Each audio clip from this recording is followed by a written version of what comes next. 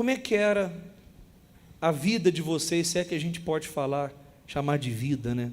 Conta pra gente. Era só humilhação de verdade, né? Era muita humilhação. Nós morávamos juntos, né?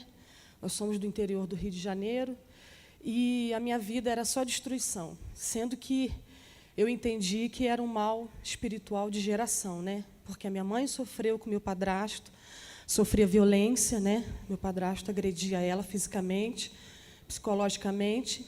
E daí, no primeiro ano de morar junto com o Roberto... A tua mãe já era agredida, já? A minha mãe era agredida pelo meu padrasto, não pelo meu pai. Ela se separou do meu pai. E você presenciou alguns momentos desses? Muitos, vários. Eu passava madrugadas, em claro, vigiando minha mãe. Acordava minha mãe, às vezes, ensanguentada, o lençol sujo de sangue. Teve uma vez, uma ocasião, que eu peguei uma faca até para matar o meu padrasto, mas a minha mãe não deixou, né? E eu vivia numa sentinela, vivia madrugada, prestando atenção para ver se ele ia fazer algo de ruim com a minha mãe, né? Então, e aí na minha vida sentimental também, antes do Roberto até, eu tive vários relacionamentos também, e sempre dando errado, porque a minha busca era de ser feliz, de não passar por aquilo que minha mãe passou. Teve até no dia que nós viemos para a igreja, ela veio primeiro, eu vim depois.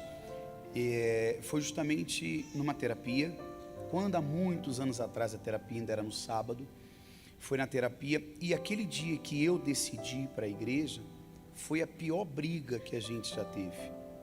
Aonde na briga, na agressão física, até sangue eu tirei dela.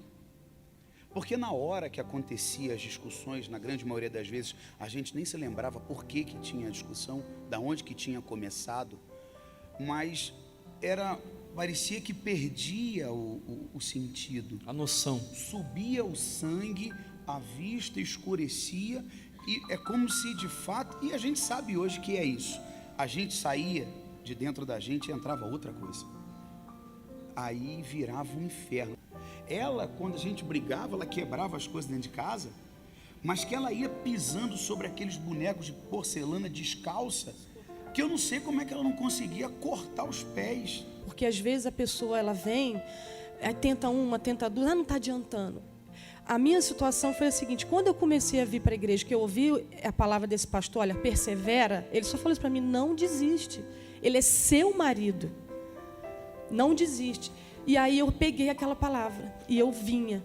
E tudo que o pastor, né, o palestrante da terapia falava, eu fazia. Muitas das vezes me doía, porque pensa em levar um tapa, você está ali fazendo tudo para agradar, né?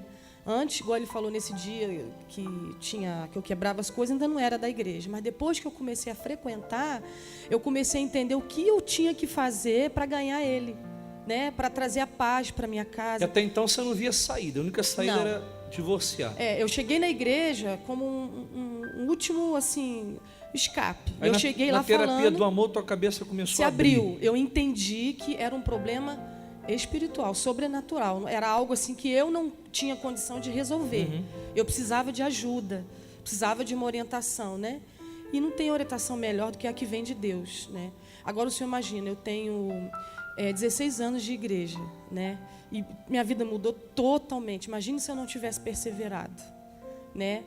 O que seria da gente? O que seria da nossa alma? Talvez não estaria nem aqui para contar esse testemunho. O que levou você a mudar? Fala pra gente. Na realidade, foi a mudança dela. Porque nesse dia que teve essa pior de todas as brigas, que foi num sábado pela manhã, como ela disse, eu passava a semana inteira fora e eu voltava para casa no final de semana por conta do trabalho. Então, nesse dia, houve essa briga e eu vi nela uma reação diferente. Agora, olha que coisa interessante, mesmo ela indo à igreja, ainda assim, eu não tinha mudado. E ela mudou, ela não desistiu de lutar, ela reagiu da maneira com que ela aprendeu. Ela tinha tudo para dizer o que? Não, pô, eu não vou fazer o que está sendo dito lá, porque a minha vida piorou. Mas não, ela perseverou, ela obedeceu, e nisso eu vi uma mudança, e nessa mudança me despertou. Foi quando, ajoelhada ao pé da cama, ela deitada, chorando, eu ajoelhei ao pé da cama e falei para ela: eu não aguento mais sofrer. eu preciso de ajuda. Aí foi ela me fez o convite. O primeiro dia que eu cheguei na igreja foi no dia 10 de novembro. E a partir dali, não foi fácil, mas a gente foi colocando em prática. Foi um processo, né? Não foi da noite para o dia. A gente foi colocando em prática tudo aquilo que a gente foi ouvindo, foi fazendo. Era difícil, tinha vezes que escorregava, não dava certo. Ia no pastor, o pastor orientava, ajudava. Mas graças a Deus, Você tinha vício, Roberto? eu fumava e bebia. Era- Mesmo sem poder, porque eu tinha epilepsia. E Deus fez a transformação total. Um detalhe importante, pastor, que nesse dia que ele me pediu ajuda, estava um inferno dentro da minha mente. Porque vinha um pensamento, acabou, não perdoa, tá vendo? Você está na igreja, você está lutando, você está fazendo tudo que aqueles homens estão falando, não está adiantando. E dentro de mim, algo bem forte, Deus falava, perdoa, que eu sou contigo. Aí naquele momento, pastor, não é sentir. Porque se a pessoa esperar sentir, ela não faz, porque está cheia de dor.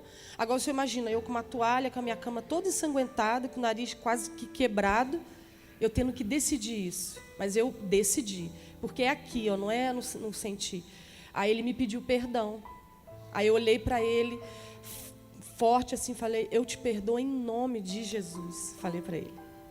Aí foi onde ele me pediu ajuda. E aí a gente já tomou banho, já fomos para a terapia. E ali ele se converteu. Ele chorava. Como é que está hoje? Então, pastor, Deus fez a obra completa, né? Tanto no nosso casamento, eu não podia ter filho, eu era estéril.